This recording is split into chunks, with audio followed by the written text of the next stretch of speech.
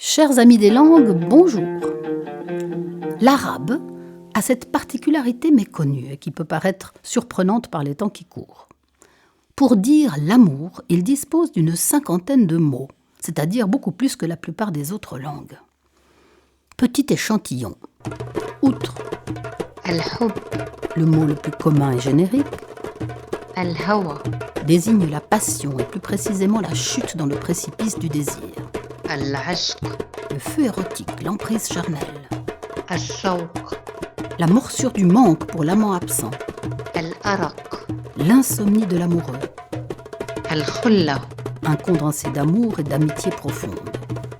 المحبة L'amour constant, la puissance de la tendresse partagée. الود L'amour pur et délicat. Le nuancier est impressionnant. Il nous rappelle que la civilisation née de l'islam a engendré une riche littérature amoureuse et érotique.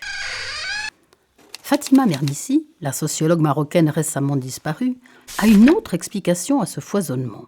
Pour faire court, il explique que les premiers califes ont été les pionniers de l'intelligence émotionnelle.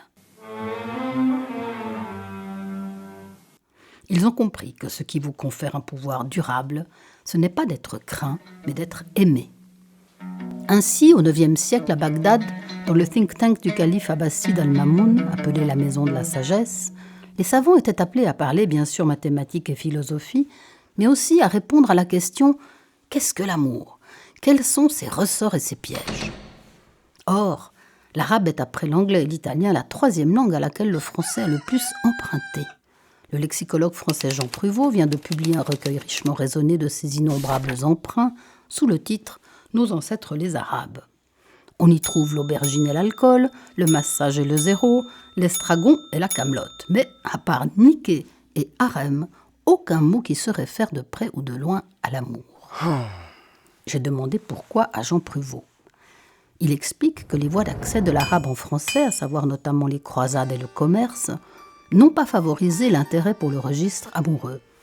Et aussi que le français, plutôt que d'inventer des mots nouveaux, préfère jouer de l'adjectif. Amour-passion, amour tendre, amour vache. En réalité, il existe bel et bien un territoire du français où les mots de l'amour, ou plutôt du sexe, sont particulièrement abondants. C'est le registre vulgaire et péjoratif. Grand amoureux des mots, Jean Pruvot l'admet à regret.